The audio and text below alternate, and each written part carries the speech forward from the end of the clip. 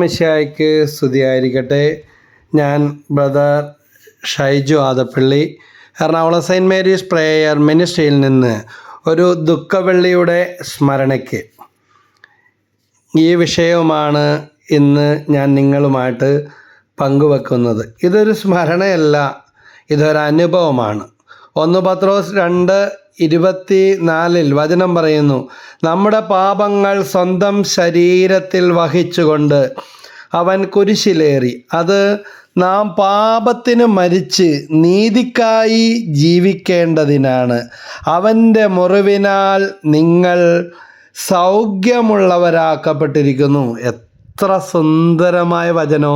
എനിക്കാരുമില്ല, എനിക്ക് വേണ്ടി ആരും ഒന്നും ചെയ്തിട്ടില്ല, ചെയ്യുന്നില്ല, ചെയ്യുമില്ല എന്ന് പരാതിപ്പെട്ടും വിഷമിച്ചും ജീവിതം മടുത്തും ദുഃഖത്തിലും ഇരിക്കുന്നവർക്കുള്ള നല്ലൊരു ആൻസറാണ് ഈ വചനം.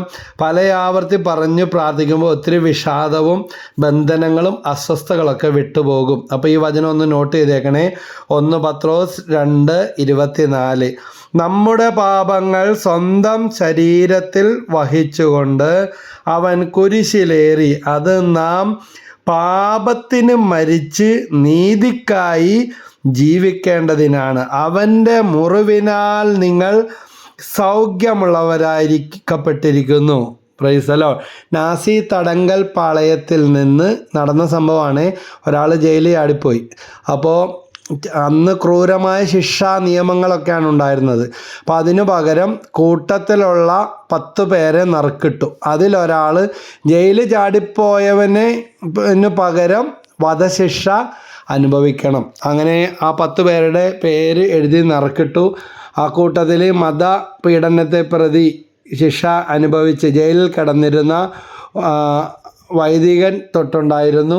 പക്ഷേ നറുക്ക് വീണത് ഈ ജയിലിൽ ചാടിപ്പോയ ആൾക്ക് പകരം നറുക്ക് വീണത് തൊട്ടടുത്ത് തന്നെ ജയിൽ വിമോചിതനാകാനിരിക്കുന്ന ശിക്ഷ കഴിയാറായ ഒരു കുടുംബ ജീവിതക്കാരനായിരുന്നു. തൻ്റെ പേരാണ് നറുക്ക് വീണതെന്ന് അറിഞ്ഞപ്പോൾ അയാൾ ഇപ്പോൾ ഒരു ശിക്ഷ കഴിഞ്ഞിറങ്ങാൻ പോവുകയാണ്. വീണ്ടും താൻ ചെയ്യാത്ത തെറ്റിന് കൂടെ ഉണ്ടായിരുന്ന തടവുപുള്ളി ജയിലിൽ ചാടി. അങ്ങനെ ഒരു ശിക്ഷ ഉണ്ടോ? അതെ, ആരെങ്കിലും ഒരാൾ ഏറ്റെടുത്തേ പറ്റൂ. പേര് വീണത് ഇയാൾക്കാണ്, ഇയാളുടെ നറുക്കാണ്.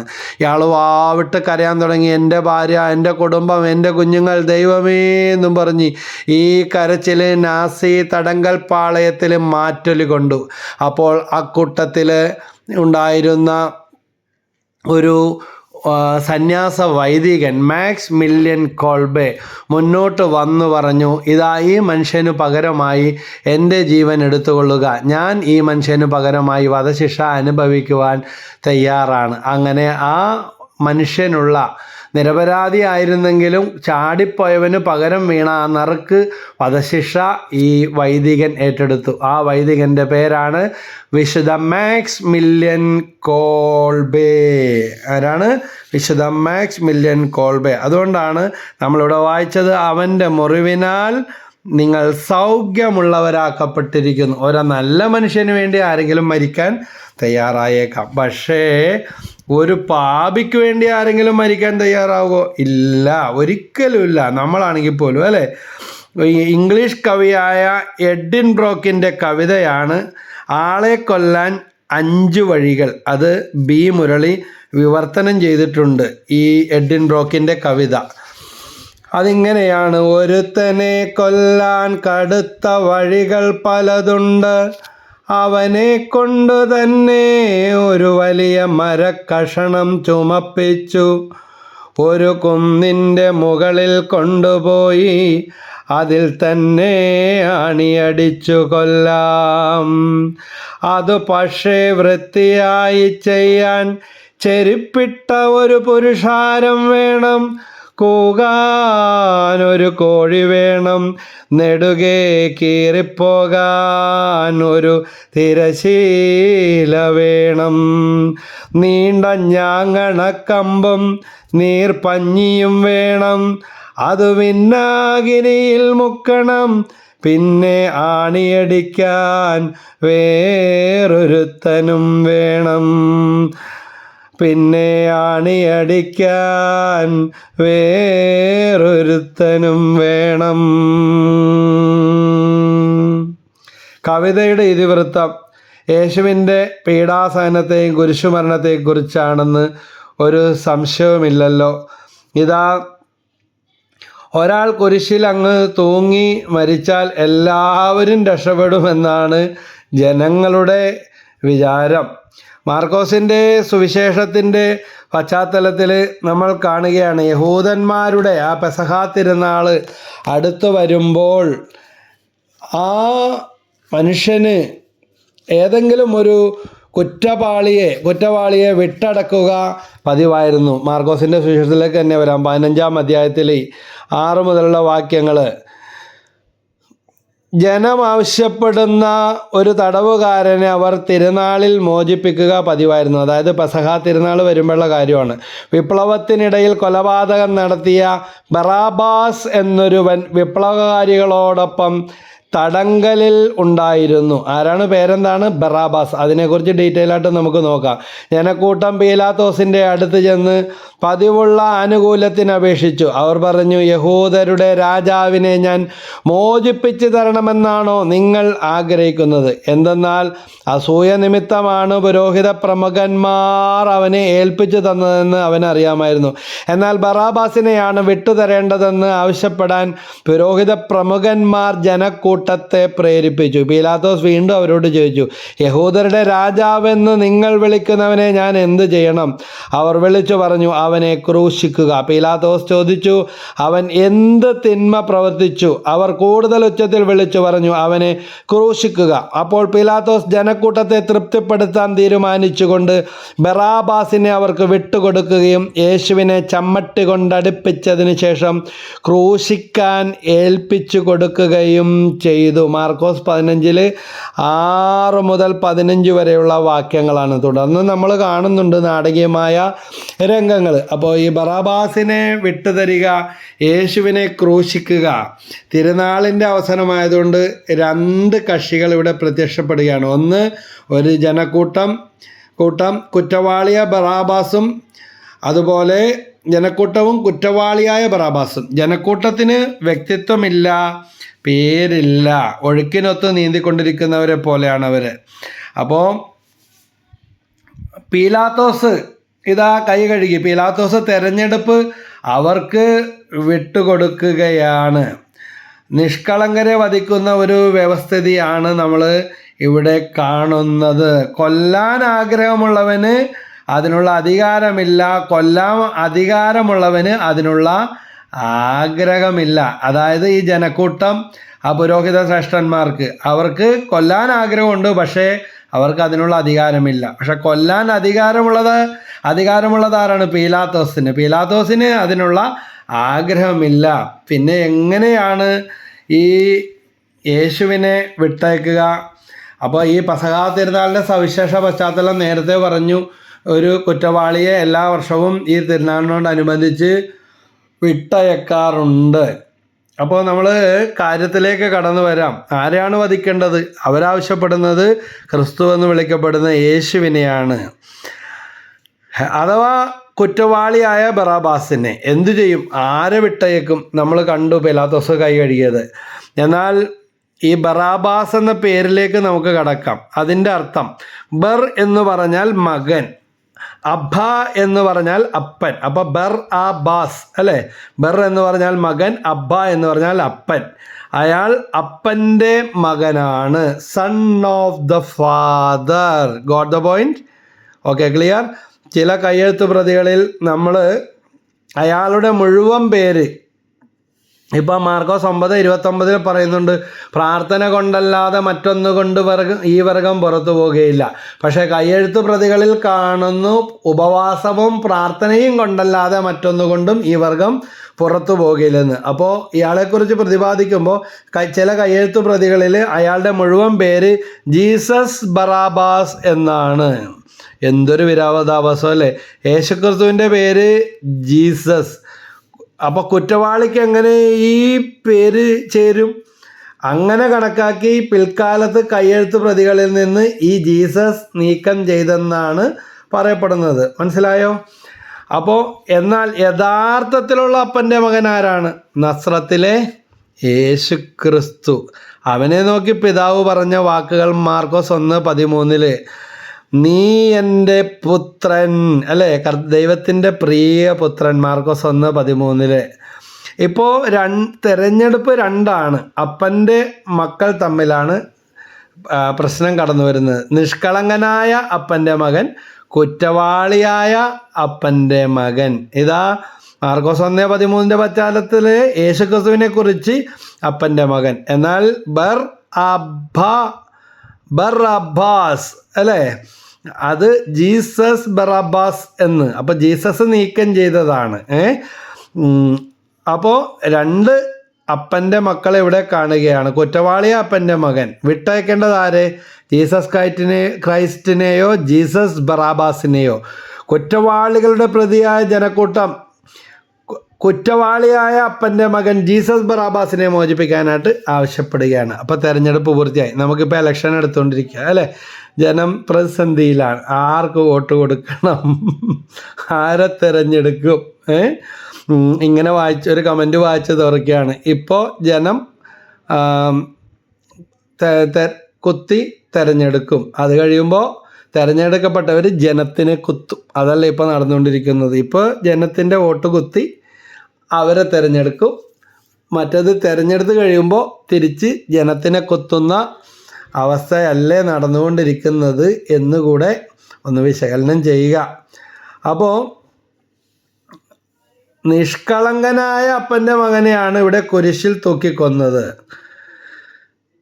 എന്നിട്ട് കുറ്റവാളിയായ അപ്പൻ്റെ മകനെ മോചിപ്പിക്കുന്നു. നിഷ്കളങ്കരായ മനുഷ്യർ പാപികൾക്ക് വേണ്ടി മരിക്കാൻ തയ്യാറുണ്ടോ? അതാ ഞാൻ നേരത്തെ പറഞ്ഞത്. ഇതാ ഈശോയെ രക്ഷകനും നാഥനുമായിട്ട് സ്വീകരിച്ച മാക്സിമിലിയൻ കോൾബേ എന്തു ചെയ്തു? ഇതാ ഞാൻ അവന് വേണ്ടി മരിക്കാമെന്ന് പറഞ്ഞ് ഒരു കുറ്റവാളിക്ക് പകരം മരിക്കാനായിട്ട് തയ്യാറാകുകയാണ്. ഇതാണ് യേശുക്രിസ്തുവിൽ നമ്മൾ കാണുന്നത്. നിഷ്കളങ്കനായ മനുഷ്യൻ, പാപമില്ലാത്തവൻ പാപികൾക്ക് വേണ്ടി മരിക്കുവാനായിട്ട് തയ്യാറാകുകയാണ്. വീണ്ടും നമ്മൾ റോമാലേഖനം 5-ാം അധ്യായം 6-9 വരെയുള്ള വാക്യങ്ങളിലേക്ക് വരാം. നാം ബലഹീനരായിരിക്കെ നിർണയിക്കപ്പെട്ട സമയത്ത് ക്രിസ്തു പാപികൾക്ക് വേണ്ടി മരിച്ചു. നീതിമാനു വേണ്ടി പോലും ആരെങ്കിലും മരിക്കുക പ്രയാസമാണ്. ആരെങ്കിലും ഈ കാലത്ത്, അല്ലേ, വേഗം കൈ കഴുകി രക്ഷപ്പെടും. ഒരാൾ വണ്ടി ഇടിച്ച് കിടന്നാൽ പോലും വേഗം മൊബൈൽ ഫോണിൽ വീഡിയോയോ ഫോട്ടോ എടുക്കാൻ നോക്കും. ആളെ ഒന്ന് ആശുപത്രിയിൽ എത്തിക്കാൻ ശ്രമിക്കുന്നവരോ ഒരു ഫസ്റ്റ് എയ്ഡ് കൊടുക്കാൻ ശ്രമിക്കുന്നവരോ എത്ര പേരാണെന്നൊന്ന് ചിന്തിച്ചു നോക്കുക. ഒരു പക്ഷേ നീതിമാനു വേണ്ടി പോലും ആരെങ്കിലും മരിക്കുക പ്രയാസമാണ്. ഒരു പക്ഷേ ഒരു നല്ല മനുഷ്യന് വേണ്ടി മരിക്കാൻ വല്ലവരും തുനിഞ്ഞെന്ന് വരാം. എന്നാൽ നാം പാപികളായിരിക്കെ ക്രിസ്തു നമുക്ക് വേണ്ടി മരിച്ചു. അങ്ങനെ നമ്മോടുള്ള തൻ്റെ സ്നേഹം ദൈവം പ്രകടമാക്കിയിരിക്കുന്നു. സുവിശേഷത്തിനുള്ളിലെ സുവർണ ലിഖിതം യോഹന്നാൻ 3:16. ഒത്തിരി രോഗശാന്തി അത്ഭുതവും വിടുതലും ഉണ്ടാകും കേട്ടോ ഈ വചനം. അപ്പോൾ തുടക്കത്തിൽ 1 പത്രോസ് 2:24, രണ്ടാമത്തെ വചനം യോഹന്നാൻ 3:16. എന്തെന്നാൽ അവനിൽ വിശ്വസിക്കുന്ന ഒരുവനും നിത്യജീവൻ പ്രാപിക്കുന്നതിനു വേണ്ടി തൻ്റെ ഏകജാതനെ നൽകുവാൻ തക്കവിധം ദൈവം നമ്മെ അത്രമാത്രം സ്നേഹിച്ചു. ചില അവസരങ്ങളിലൊക്കെ ഈ വചനം പറഞ്ഞ് പ്രാർത്ഥിക്കുമ്പോൾ പരിശുദ്ധാത്മാവ് ഇങ്ങനെ വീശിയടിക്കുന്ന അത്ര നല്ല അഭിഷേകം ഉണ്ടാകാറുണ്ട്. ഈ അടുത്ത് എറണാകുളത്തുള്ള ഒരു ധ്യാന കേന്ദ്രത്തിൽ ഈ തൊട്ടടുത്ത് ദൈവസ്നേഹത്തെക്കുറിച്ചുള്ള ക്ലാസ് ഒന്ന് കൊടുക്കാമോ എന്ന് പറഞ്ഞു. ക്ലാസ് കഴിഞ്ഞ് പുറകിലേക്ക് സങ്കീർത്തിയിലേക്ക് വന്നപ്പോൾ ധ്യാനത്തിൻ്റെ പ്രോഗ്രാം കോർഡിനേറ്റർ വന്നിട്ട് പറഞ്ഞു, ദൈവമേ ഇന്ന് നല്ല അഭിഷേകമായിരുന്നു. ഞാൻ ഈ യോഹന്നാൻ 3:16 ശക്തമായിട്ട് ആവർത്തിച്ച് പ്രാർത്ഥിച്ച് പറഞ്ഞുകൊണ്ടിരുന്നു. ഇതാ നല്ല ഒരു പുത്തൻ അഭിഷേകമായിരുന്നു എന്ന് പറഞ്ഞത് ഓർക്കുകയാണ്. ഈ വചനം നിങ്ങൾക്കും വിട്ടുതരികയാണ്. സുവിശേഷത്തിനുള്ളിലെ സുവർണ ലിഖിതം, സുവർണ മുദ്രയാണിത്. ഇതാ രാജമുദ്ര പോലെയാണിത്. ഈ വചനം പറഞ്ഞു പ്രാർത്ഥിക്കുക. എന്തെന്നാൽ അവനിൽ വിശ്വസിക്കുന്ന ഒരുവനും നശിച്ചു പോകാതെ. ഒരുവൻ എന്ന് പറഞ്ഞാൽ ഇവിടെ ഇന്ന് ഞാനും നിങ്ങളുമാണ്. എന്നെ രക്ഷിക്കാൻ, എന്നെ സഹായിക്കാൻ, എൻ്റെ ശാപം ഏറ്റെടുക്കാൻ, എൻ്റെ കടങ്ങൾ മാറ്റിത്തരാൻ, എൻ്റെ കയ്യബദ്ധങ്ങൾ വന്നുകൊണ്ടുപോയ വീഴ്ചകൾ, എൻ്റെ പാപം, എൻ്റെ കുറ്റബോധങ്ങൾ ഇതാ അവിടെ വചനം പറയുകയാണ്, അവനിൽ വിശ്വസിക്കുന്ന ഒരുവൻ, അതായത് ഞാനും നിങ്ങളും നശിച്ചു പോകാതിരിക്കാൻ എല്ലാവരും നശിച്ചവനെന്ന് നശിച്ചവളെന്ന് എന്നെ നിങ്ങളെ മുദ്ര കുത്തുമ്പോൾ സ്വയം നമ്മൾ പറഞ്ഞുകൊണ്ടിരിക്കുമ്പോൾ ഇത് നശിച്ച ജന്മമാണെന്ന് പറഞ്ഞുകൊണ്ടിരിക്കുമ്പോൾ പ്രിയ കുഞ്ഞെ അങ്ങനെ പറയല്ലേ. നശിച്ചു പോകാതിരിക്കാൻ, നിത്യജീവൻ പ്രാപിക്കുന്നതിന് വേണ്ടി, നിത്യജീവനോളം എന്നെയും നിങ്ങളെയും വലിച്ചടുപ്പിക്കുന്ന ദൈവത്തിൻ്റെ സ്നേഹം നിത്യജീവൻ പ്രാപിക്കുന്നതിന് വേണ്ടി തൻ്റെ ഏകജാതനെ നൽകുവാൻ തക്ക വിധം ദൈവം നമ്മെ അത്രമാത്രം സ്നേഹിച്ചു. ഇതാ നിറകുടം തുളുമ്പു എന്ന് പറയും. സ്വർഗത്തിൽ ദൈവത്തിൻ്റെ സ്നേഹം നിറഞ്ഞ് നമ്മളിലേക്ക്, ഈ ഭൂമിയിലേക്ക് ഒഴുകിയത് നമ്മൾ ക്രിസ്തുവിൽ കുരിശിൽ കാണുന്നു. കുരിശ് രക്ഷയുടെ അടയാളമാണ്. ഇതാ ആരെങ്കിലും കൊല്ലാൻ ഉപയോഗിച്ച ഒരു കത്തിയോ ആയുധമോ എടുത്തിട്ട് അത് രക്ഷയുടെ അടയാളമാണെന്ന് പറയാൻ സാധിക്കത്തില്ല. ഒരു തോക്കോ കത്തിയോ കൊണ്ടുവന്ന് പറയാൻ പറ്റത്തില്ല. പക്ഷെ കുരിശ് ബലിപീഠമാണ്. ശാപത്തിൻ്റെ അടയാളമായിരുന്ന, റോമക്കാർ ശാപത്തിൻ്റെ അടയാളമായി പരിഗണിച്ചിരുന്ന, യഹൂദന്മാർ ശപിക്കപ്പെട്ടതായി കരുതിയിരുന്ന കുരിശിനെ രക്ഷയുടെ അടയാളമായി ഉയർത്തി തിരുശേഷിപ്പായി മാറി. എങ്ങനെയാ? കർത്താവായ യേശുവിലൂടെ. വർഷങ്ങൾക്ക് മുമ്പ് പത്രത്തിൽ വന്ന വാർത്തയാണ്. പിന്നെ സുഭാഷ് ചന്ദ്രബോസിൻ്റെ വാച്ചും പേനയും മോഷണം പോയി എന്ന് പത്രത്തിൽ ഫ്രണ്ട് പേജിൽ വന്ന വാർത്തയാണ്. അത് സൂക്ഷിച്ചിരുന്ന ആ മ്യൂസിയത്തിൽ നിന്ന് കള്ളന്മാർ മോഷ്ടിച്ചു കൊണ്ടുപോയി എന്ന്. അപ്പം അതിൻ്റെ വില കേൾക്കുമ്പോൾ നിങ്ങൾ ഞെട്ടിപ്പോകുമായിരിക്കും. ലക്ഷങ്ങളോ കോടികളോ ഒന്നും വിലയുള്ള വാച്ചല്ലായിരുന്നില്ല, പേനയുമായിരുന്നില്ല. ഒരു സാധാരണ വാച്ചും ഒരു സാധാരണ പേനയും. അതായത് ഇപ്പോൾ 5 രൂപ വരെ കൊടുത്താൽ പേന കിട്ടും. അപ്പോൾ ഭയങ്കര വിലപിടിപ്പുള്ള പേനയും ഒന്നും ആയിരുന്നില്ല, ഒരു സാധാരണ പേന. അപ്പോൾ പേനയുടെ സാധാരണ പേന എന്ന് പറയുമ്പോൾ പേനയുടെ വില മനസ്സിലാക്കണം.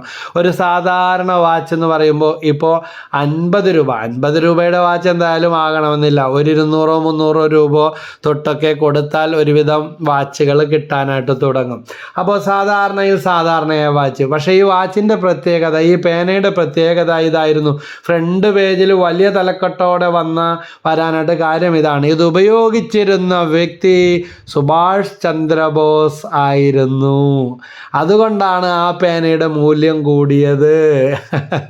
പേനയുടെയും പിന്നെ വാച്ചിൻ്റെയും വിലപിടിപ്പ് കൊണ്ട് അത് സ്വിസ് വാച്ചോ റാഡോ വാച്ചോ ഒന്നുമല്ല, അമൂല്യരത്നങ്ങളായിരുന്നില്ല പേനയിലും വാച്ചിലും. ഉപയോഗിച്ചിരുന്ന വ്യക്തിയുടെ മഹത്വമാണ് അതിൻ്റെ മൂല്യം വർദ്ധിപ്പിച്ചത്. അപ്പോൾ ഇതാ യേശു കുരിശിൽ മരിച്ചപ്പോൾ തൻ്റെ രക്ഷാകര ദൗത്യം പൂർത്തീകരിക്കുകയായിരുന്നു. കുരിശ് ബലിപീഠമായി മാറുകയാണ്. യേശു കുരിശിൽ ബലിയർപ്പിക്കുകയായിരുന്നു. മനസ്സിലായോ? ഇനി ഈ സംശയം മനസ്സിൽ അധികം വെച്ച് തലപുണ്ണാക്കേണ്ട കാര്യമില്ല. വീണ്ടും പറയാം വചനത്തിലൂടെ. 1 കൊരിന്ത്യർ 1:18 നാശത്തിലൂടെ ചരിക്കുന്നവർക്ക് കുരിശിൻ്റെ വചനം ഭോഷത്വമാണ്. രക്ഷയിലൂടെ ചരിക്കുന്ന നമുക്ക് അത് രക്ഷയുടെ അടയാളമാണ്. കുരിശ് രക്ഷയുടെ അടയാളമായി തീരണമെങ്കിൽ കുരിശ് രക്ഷപ്പെട്ടവരുടെ ചിഹ്നമാണ്, രക്ഷിക്കപ്പെട്ടവരുടെ ചിഹ്നമാണ്, രക്ഷകന്റെ ചിഹ്നമാണെന്ന് തിരിച്ചറിയുവാനായിട്ട് സാധിക്കണം. സാത്താൻ ഇന്ന് ഇതാ ഓടി ഒളിക്കുന്ന, പരിഭ്രമിക്കുന്ന, കുതറി ഓടുന്ന ഒരേ ഒരു സാധനം എന്താണ്? കുരിശാണ് രക്ഷ. കുരിശിലാണ് രക്ഷ. എനിക്കറിയാവുന്ന എറണാകുളത്തെ വലിയ ഒരു വിജാതിയരുടെ ഒരു ഹോസ്പിറ്റലിൽ ഒരു വാർഡിൽ ഒരു ഫ്ലോറിൽ ഒത്തിരി പ്രശ്നങ്ങൾ ഉണ്ടായപ്പോൾ ഇതാ പല കാര്യങ്ങളും ചെയ്തു നോക്കി, അത് മാറുന്നില്ല. ഒരു ഫ്ലോറിൽ ഒരു പൈശാചിക പീഡകൾ, ചില അസ്വസ്ഥകൾ, ഇങ്ങനെയൊക്കെ ചിലതൊക്കെ ഉണ്ടല്ലോ. വേഗം ആ വിജാതീയനായ ആ ഹോസ്പിറ്റലിൻ്റെ ഓണർ പറഞ്ഞതനുസരിച്ച് ഒരു കത്തോലിക്ക പുരോഹിതനെ വിളിച്ചു കൊണ്ടുവന്ന് വെഞ്ചിരിച്ച് കുരിശടയാളം വരച്ച് പ്രാർത്ഥിച്ചപ്പോൾ നാളുകളായിട്ടുണ്ടായിക്കൊണ്ടിരുന്ന അസ്വസ്ഥതകൾ മാറിപ്പോയെന്ന് എനിക്ക് നേരിട്ട് ആ ഹോസ്പിറ്റലും അവിടുത്തെ സ്റ്റാഫുകളെയും എനിക്ക് പരിചയമുള്ളവരുണ്ട്. അതിന് പോയ വൈദികനെയും എനിക്ക് നേരിട്ടറിയാം. ഇതാ കുരിശടയാളം വരച്ച് വെഞ്ചിരിച്ച് പ്രാർത്ഥിച്ചപ്പോൾ കുറേ നാളുകളായിട്ട് ആ ഒരു പ്രത്യേക ഫ്ലോറിൽ ഉണ്ടായിക്കൊണ്ടിരുന്ന ആശുപത്രിയുടെ ഒരു നിലയിൽ ഉണ്ടായിക്കൊണ്ടിരുന്ന അസ്വസ്ഥതകൾ, പ്രയാസങ്ങൾ, ഭയപ്പെടുത്തുന്ന കാര്യങ്ങളൊക്കെ വിട്ടുപോയി എന്ന്. അതുകൊണ്ട് ഈശോയോട് പ്രാർത്ഥിക്കണം, കർത്താവേ, യേശു കുരിശിൽ മരിച്ചുകൊണ്ട് ഇതാ പാപത്തിൻ്റെ മേൽ, ലോകത്തിൻ്റെ മേൽ, ശാപത്തിൻ്റെ മേൽ, മായാബന്ധനങ്ങളുടെ മേൽ വിജയം നേടിയല്ലോ. ഇന്ന് ഞങ്ങളുടെ കുടുംബത്തെ, ജീവിതത്തെ തകർക്കുന്ന പൈശാചിക പീഡകൾ, ദുഷ്ടാരൂപയുടെ സ്വാധീനങ്ങൾ കർത്താവിൻ്റെ കുരിശിൻ ചുവട്ടിൽ സമർപ്പിച്ചുകൊണ്ട് ആ കുരിശിൽ നിന്ന് ഒഴുകി ഇറങ്ങിയ തിരുനിണത്താലെ കഴുകി ഞങ്ങളിൽ നിന്ന് അവയെല്ലാം നീക്കിക്കളയണമേ. തിരുരക്തം കൊണ്ട് ഞങ്ങളെ കഴുകണമേ. എൻ്റെ അപ്പൻ ദൈവാനുഭവത്തിലേക്ക് കടന്നു വന്ന് 15 വർഷക്കാലം ജീവിച്ചിരുന്നു.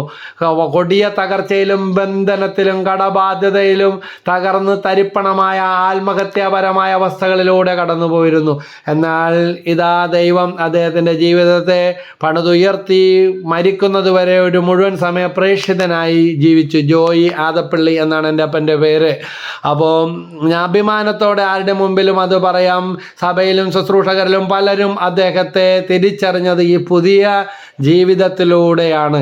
എന്നാൽ അദ്ദേഹം എല്ലാ ദിവസവും രാവിലെ സ്വന്തമായിട്ട് ചിട്ടപ്പെടുത്തി, വലിയ പാട്ടുകാരനോ എഴുത്തുകാരനോ ഒന്നുമല്ല, ഒരു കാര്യം എനിക്കറിയാം, പാടിയിരുന്നതാണ്, തിരുരക്തത്താൽ എന്നെ കഴുകേണമേ, തിരുരക്തത്താൽ എന്നെ നിറക്കേണമേ, തിരുരക്തത്താൽ എന്നെ കഴുകേണമേ, തിരുരക്തത്താൽ എന്നെ നിറക്കേണമേ. തകർന്ന് തരിപ്പണമായി മണ്ണടിഞ്ഞ് തുടങ്ങിയിരുന്ന ആ കുടുംബം, ആ ജീവിതം, ദ്രവിച്ച അവസ്ഥ, നശിച്ച അവസ്ഥ, ദുർമാതൃക നൽകുന്ന ജീവിതാവസ്ഥകൾ, മദ്യം, ലഹരി പദാർത്ഥങ്ങൾ, കടബാധ്യതകൾ, ദുരഭിമാനങ്ങൾ, ആത്മഹത്യ അവസ്ഥകൾ. എന്നാൽ യേശുവിൻ്റെ തിരുരക്തം കൊണ്ട് അനുദിനം കഴുകി പ്രാർത്ഥിക്കാനും വിശുദ്ധ കുർബാനയിൽ മുടങ്ങാതെ പങ്കെടുത്ത് പ്രാർത്ഥിക്കാൻ തുടങ്ങിയപ്പോൾ ശാപത്തിൻ്റെ കെട്ടുകൾ അവൻ്റെ തിരുരക്തത്താൽ അലിഞ്ഞു വീണു. എല്ലാ ദിവസവും ഈ വരികൾ പാടി പ്രാർത്ഥിക്കുമായിരുന്നു. ചിലപ്പോഴെല്ലാം ഏങ്ങലടിച്ച് കരഞ്ഞു കരഞ്ഞു കരഞ്ഞു പ്രാർത്ഥിക്കുമായിരുന്നു. അങ്ങനെ ഞങ്ങളുടെ കുടുംബം, തലമുറകൾ, മക്കൾ, ഭവനം, വസ്തുവകളെല്ലാം തിരുരക്തത്താൽ കഴുകി ശുദ്ധീകരിക്കപ്പെട്ട ആ സൗഖ്യത്തിൻ്റെ, ആ പരിശുദ്ധാത്മാവിൻ്റെ അഭിഷേകത്തിൽ നിന്നുകൊണ്ടാണ് ഇപ്പോഴും ആ ശുശ്രൂഷ ഞങ്ങൾക്ക് തുടർന്ന് കൊണ്ടുപോകാൻ സാധിക്കുന്നത്. ഒരു സ്ഥലത്ത് ശുശ്രൂഷയും കഴിഞ്ഞ് ഇറങ്ങിയപ്പോൾ ഒരു വലിയ ശുശ്രൂഷകനും കൂടി വന്ന് കൈ പിടിച്ചിട്ട് പറഞ്ഞു, വെട്ടിക്കെട്ടായിരുന്നു ബ്രദറെ, ശുശ്രൂഷ സൂപ്പറായി, പക്ഷേ ഇത് നിങ്ങളുടെ മിടുക്കല്ല, നിങ്ങളുടെ അപ്പൻ്റെ മിടുക്കാണെന്ന് പറയും. ഞാൻ ചോദിച്ചാൽ എന്താണെന്ന് വെച്ചാൽ അപ്പനെ കയറി വിളിക്കണം, അപ്പം മരിച്ചു പോലെ. അല്ല ബ്രദറെ, ഇത് തീർച്ചയായിട്ടും ആ വെളിപ്പെട്ട ദൈവശക്തി അപ്പൻ്റെ കരഞ്ഞുള്ള പ്രാർത്ഥനയിലൂടെ നേടിത്തന്ന യോഗ്യതയാണ്. ശരിയാണ്, ഒരു നിമിഷം കണ്ണു നിറഞ്ഞുപോയി. അപ്പനെ നേരിട്ട് അറിയാമായിരുന്ന ആ ശുശ്രൂഷകൻ, അദ്ദേഹത്തെയും ദൈവാനുഭവത്തിലേക്ക് നയിക്കുന്നതിന് അപ്പൻ്റെ ശുശ്രൂഷകൾ കാരണമായിട്ടുണ്ടെന്ന് എനിക്കറിയാം. അദ്ദേഹം പറഞ്ഞ കാര്യം സത്യമാണ്. ഓരോ പ്രഭാതത്തിലും എഴുന്നേറ്റ് ഈ വരികൾ യേശുവിൻ്റെ തിരുരക്തം കൊണ്ട് കഴുകണമേ എന്ന് പ്രാർത്ഥിക്കും. ഓരോ ദുഃഖവെള്ളിയും, ഓരോ പീഡാസകനവും, ഓരോ കുരിശുമരണവും നമുക്ക് തരുന്നത് വിമോചനത്തിൻ്റെ, രക്ഷയുടെ അനുഭവങ്ങളാകണം. നമ്മൾ മറ്റുള്ളവർക്കും കൊടുക്കേണ്ടത് അത് തന്നെയാണ്. കൊളോസോസുകാർക്ക് വിശുദ്ധ പൗലോസ് ശ്ലീഹ എഴുതിയ ലേഖനം 2-ാം അധ്യായം 15-ാമത്തെ വാക്യത്തിൽ പഠിപ്പിക്കുന്നുണ്ട്, ആധിപത്യങ്ങളെയും അധികാരങ്ങളെയും അവൻ നിരായുധമാക്കി. എൻ്റെ പ്രിയപ്പെട്ടവരെ, ഈ വചനം വെച്ച് പ്രാർത്ഥിക്കും. 3-ാമത്തെ വചനമാണ്. നേരത്തെ പറഞ്ഞു 1 പത്രോസ് 2:24, 2-ാമത്തെ വചനം യോഹന്നാൻ 3:16, 3-ാമത്തെ വചനം കൊളോസോസ് 2:15 എഴുതി വെച്ച് പ്രാർത്ഥിക്കാനുള്ള വചനങ്ങളാണ് കേട്ടോ. ഈ വചനം ഒരു 21 ദിവസം 33 പ്രാവശ്യം വെച്ച് പ്രാർത്ഥിക്ക്. വിശ്വാസത്തോടെ യേശുവിൻ്റെ ക്രൂശിത രൂപത്തിന് മുൻപിൽ പ്രാർത്ഥിച്ചാൽ അഴിയാച്ചങ്ങലകൾ, അടിമച്ചങ്ങലകൾ, ആഭിചാരക്കെട്ടുകൾ, ശാപക്കെട്ടുകൾ, ഉപബോധ മനസ്സിൽ കിടക്കുന്ന അശുദ്ധിയുടെ പ്രേരണകൾ, ബന്ധനങ്ങൾ, രക്ഷപ്പെടുകയില്ല എന്നുള്ള ചിന്ത, വിജയിക്കുകയില്ല എന്ന തോന്നല്, ഡിപ്രഷൻ, മാരകമായ രോഗങ്ങൾ പോലും സുഖപ്പെടും. കഴിഞ്ഞ ശുശ്രൂഷ ജീവിതത്തിൻ്റെ നാളുകളിൽ കൊച്ചുകുട്ടികൾ തൊട്ടുവരെ മൃതപ്രായരായി കിടന്ന് ആംബുലൻസിൽ പ്രാർത്ഥിക്കാൻ കൊണ്ടുവന്ന് എന്ന് പറയുമ്പോൾ ഓർത്ത് നോക്കിയേ, ആംബുലൻസിൽ പ്രാർത്ഥിക്കാൻ, നല്ല മരണം കിട്ടാൻ വേണ്ടി പ്രാർത്ഥിക്കാൻ കൊണ്ടുവന്നതാണ്. പക്ഷേ രോഗി ജീവൻ വെച്ച് പോയി. അടുത്ത പ്രാർത്ഥനയ്ക്ക്, അടുത്ത ധ്യാനത്തിന് അവിടെ കസിൻസ് എല്ലാം കൂടാനായിട്ട് ലീവ് എടുത്ത് വന്നു. അതാണ് ദൈവശക്തിയുടെ തിരുരക്തത്തിൻ്റെ അഭിഷേകം. കൊളോസോസ് 2:15 ആധിപത്യങ്ങളെയും അധികാരങ്ങളെയും അവൻ നിരായുധമാക്കി. അവൻ കുരിശിൽ അവയുടെ മേൽ വിജയം ആഘോഷിച്ചുകൊണ്ട് അവയെ പരസ്യമായ അവഹേളന പാത്രമാക്കി. മേരിലിറ്റി എന്ന് പറയുന്ന ക്യാൻസർ രോഗം 3rd സ്റ്റേജായ അവസ്ഥയിൽ ഇതാ അവരുടെ മകനാണ് പ്രാർത്ഥിപ്പിക്കാൻ വേണ്ടി വന്നത്. ചികിത്സിച്ചു കൊണ്ടിരുന്ന ഡോക്ടർ ഒരിക്കൽ ചോദിച്ചു, നല്ല പ്രാർത്ഥനയുള്ള, വൈദ്യശാസ്ത്രം ഒന്നും ചെയ്യാനില്ല എന്ന് പറഞ്ഞ് എൻ്റെ സുഹൃത്തായ സ്നേഹിതനായ ഒരു ഡോക്ടറുടെ അടുക്കൽ, ഡോക്ടർ CD സഹദേവൻ്റെ അടുക്കൽ ഒന്ന് പറഞ്ഞു വിട്ടു റിപ്പോർട്ടുകളെല്ലാമായിട്ട്. കുറേ നാൾ കഴിഞ്ഞപ്പോൾ ഡോക്ടർ ചോദിച്ചു, അവർ വിളിച്ചോ, അവർ വന്നു? ഞാൻ ചോദിച്ചു, എന്താ ഡോക്ടറെ എന്ന് ചോദിച്ചു. അവർ സുഖപ്പെട്ടു. പ്രൈസ് ദി ലോർഡ്, ഹല്ലേലൂയ, യേശുവേ നന്ദി. ആധിപത്യങ്ങളെ അധികാരങ്ങളെ അവൻ നിരായുധമാക്കി. അവൻ കുരിശിൽ അവയുടെ മേൽ വിജയം ആഘോഷിച്ചുകൊണ്ട് അവയെ പരസ്യമായ അവഹേളന പാത്രമാക്കി. കൊളോസോസ് 2:15 ഈ 3 വചനങ്ങൾ. ഒന്ന് പത്രോസ് 2:24, യോഹന്ന 3:16, കൊളോസോസ് 2:15. ഒരു ദുഃഖവെള്ളിയാണ് ഒരു ഉയർപ്പ് ഞായറിന് വഴിതെളിക്കുന്നത്. ഇതാ ഈ ബോധ്യം എനിക്കും നിങ്ങൾക്കും ഉണ്ടാകട്ടെ. നിരാശയിൽ കൂപ്പുകുത്തിക്കൊണ്ടിരിക്കുന്ന അവസ്ഥയാണ്, യേശുവിലേക്ക് കടന്നുവാ. ഇതാ തന്നെ അവൻ എനിക്ക് വേണ്ടി, നിങ്ങൾക്ക് വേണ്ടി വിട്ടുകൊടുത്തു കഴിഞ്ഞു.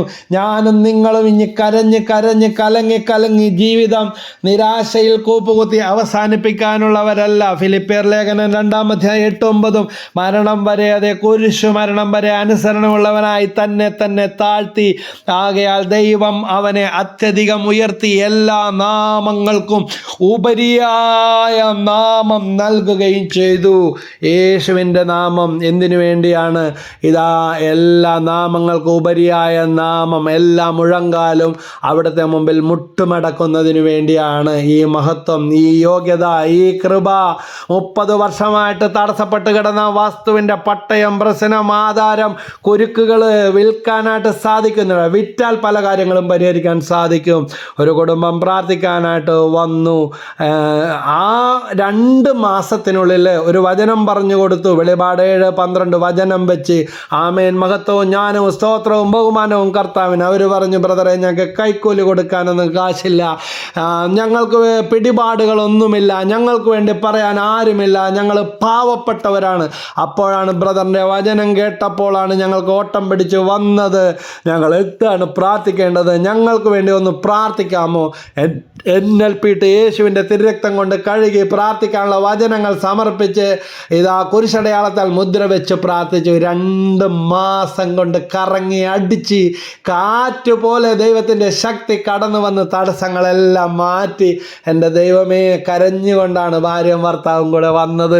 ബസ് വാങ്ങാനും ആൾ വന്നു. ഇതെല്ലാം 30 വർഷമായിട്ട് വീട്ടിലെ കാരണന്മാർ മുതൽ കയറിയിറങ്ങാത്ത സ്ഥലങ്ങളില്ല. ദൈവത്തിൽ ആശ്രയിക്കുക. ഇത് കേട്ടുകൊണ്ടിരിക്കുന്നവർ, എൻ്റെ ദൈവമേ, ഞങ്ങൾക്ക് ഇതൊന്നും നടക്കാൻ പോകുന്നില്ല, അതിനേക്കാൾ കൂടുതൽ വർഷമായി എന്ന് പറഞ്ഞ് വിശ്വസിച്ചിരുന്നിട്ട് കാര്യമില്ല. ആ തിരുക്കുരിശിൻ ചുവട്ടിൽ സമർപ്പിക്കുക. യേശുവിൻ്റെ മരണക്കട്ടിലാകുന്ന തിരുക്കുരിശിന് മുന്നിൽ സമർപ്പിക്കുക. അങ്ങയുടെ മരണക്കട്ടിലാകുന്ന തിരുക്കുരിശ് ഞങ്ങളുടെ ഭവനത്തിൽ നാട്ടിക്കൊണ്ട് യേശുവിൻ്റെ തിരുരക്തം കൊണ്ട് കഴുകി, മുൾക്കിരീടം കൊണ്ട് വേലി കെട്ടി, മാലകമാരെ ചുറ്റും കാവൽ നിർത്തി പരിശുദ്ധ അമ്മ കടന്നു വന്ന് ഞങ്ങളുടെ കുടുംബത്തിൻ്റെ മേലുള്ള പാപശാപ ബന്ധനങ്ങൾ ഇപ്പോൾ ഇന്ന് കർത്താവെ അഴിയട്ടെ, ഏറ്റെടുത്ത്. Hallelujah, hallelujah, hallelujah. കർത്താവ്, ഇത് കേട്ടുകൊണ്ടിരിക്കുന്ന വ്യക്തികൾ, തകർന്നിരിക്കുന്നവർ, നിരാശപ്പെട്ടിരിക്കുന്നവർ, മടുത്തിരിക്കുന്നവർ, ദൈവവിശ്വാസം നഷ്ടപ്പെട്ടവർ, ദുഃഖവെള്ളിയാഴ്ച പോലും പള്ളിയിൽ പോകാത്തവർ, കുർബാന സ്വീകരിക്കാത്തവർ, കർത്താവ് ആണ്ടുകുമ്പസാരം പോലും നടത്താത്തവരുണ്ട്. അടിമച്ചങ്ങലകൾ പൊട്ടട്ടെ. ദൈവത്തോട് വെറുപ്പ് വെച്ച് വിചാരിക്കുന്നവരുണ്ട്, സഭയോട് വെറുപ്പുള്ളവരുണ്ട്, സഭയെക്കുറിച്ച് കുറ്റം പറയുന്നവരുടെ കൂടെ നിന്ന് കുറ്റങ്ങൾ കേട്ട് തലയിൽ പുണ്ണു പിടിച്ചിരിക്കുന്ന അവസ്ഥ യേശുവിൻ്റെ തിരുരക്തത്താലെ ഒരു മുദ്ര വെക്കണമേ കർത്താവെ. കഴുകണമേ ഞങ്ങളുടെ കുടുംബത്തെ, ഞങ്ങളുടെ തലമുറകളെ, ഞങ്ങളുടെ പൂർവികരെ, ഞങ്ങളുടെ കുടുംബത്തിൽ മരിച്ചുപോയവരെ, വസ്തുക്കളെ, ഞങ്ങളുടെ വാഹനങ്ങളെ മുദ്ര വെക്കണമേ. തിരുരക്തത്താലെ മുദ്ര വെക്കണമേ. ആ മുദ്രയാൽ കർത്താവെ ഭൗമികവും ഉന്നതവുമായ എല്ലാ മേഖലയിലും എൻട്രി ലഭിക്കുമല്ലോ, വിടുതൽ ലഭിക്കുമല്ലോ. Hallelujah, hallelujah. എനിക്ക് നൽകിയ വചനപ്രഘോഷാധികാരത്തിൽ പ്രാർത്ഥിക്കുന്നു. ഈ പ്രോഗ്രാം ശ്രവിക്കുന്ന, ഇത് ഷെയർ ചെയ്യുന്ന, സബ്സ്ക്രൈബ് ചെയ്തിരിക്കുന്ന, പ്രാർത്ഥിക്കണേ എന്ന് പറഞ്ഞിരിക്കുന്ന, കമൻറ്റുകൾ അയച്ചിരിക്കുന്ന, നിയോഗം വെച്ച് പ്രാർത്ഥിക്കുന്ന, ഇതിലേക്ക് കമൻറ്റുകളും നിയോഗങ്ങളും അയക്കുന്ന ഓരോ മക്കളുടെ മേൽ യേശുവിൻ്റെ തിരുരക്തം ഇറ്റിറ്റ് വീണുകൊണ്ട് അവരാരായിരുന്നാലും കർത്താവെ അവരെ മകനായി മകളായി സ്വീകരിച്ച് ഞങ്ങളുടെ യോഗ്യതയാലല്ല, ദൈവത്തിൻ്റെ മഹത്വത്തിൻ്റെ മുദ്ര, തിരുരക്തത്തിൻ്റെ മുദ്ര, തിരുക്കുരിശിൻ്റെ മുദ്രയാൽ പരിശുദ്ധാത്മാവ് കൊണ്ട് അഭിഷേകം ചെയ്യണമേ. യേശുവേ നന്ദി, സ്തുതി, സ്തുതി, സ്തുതി. ബന്ധനങ്ങൾ അയ്യട്ടെ, കെട്ടോപ്പൊട്ടട്ടെ. നിത്യം പിതാവിൻ്റെയും പുത്രൻ്റെയും പരിശുദ്ധാത്മാവിൻ്റെയും നാമത്തിൽ ആമേൻ. സബ്സ്ക്രൈബ് ചെയ്തിട്ടില്ലാത്തവർ സബ്സ്ക്രൈബ് ചെയ്യുക. തുടർന്നുള്ള വീഡിയോകളും മെസ്സേജുകളും നിങ്ങൾക്ക് ലഭിക്കുന്നതാണ്. ഇത് നിങ്ങൾക്ക് അനുഭവമാവുന്നെങ്കിൽ ഇത് കിട്ടാത്ത അനേകരിലേക്ക് സുവിശേഷ ശുശ്രൂഷയെ എത്തിച്ച് പ്രേക്ഷിതരും ദൈവരാജ്യത്തിൻ്റെ സാക്ഷികളുമായി മാറുക. നിങ്ങളുടെ അനുഭവങ്ങൾ, സാക്ഷ്യങ്ങൾ കമൻസ് ചെയ്യുക. ദൈവം നിങ്ങളെ സ്പർശിക്കുന്നെങ്കിൽ നിങ്ങൾ ലൈക്ക് ചെയ്യുക. എല്ലാവരെയും ദൈവം അനുഗ്രഹിക്കട്ടെ. Praise the Lord.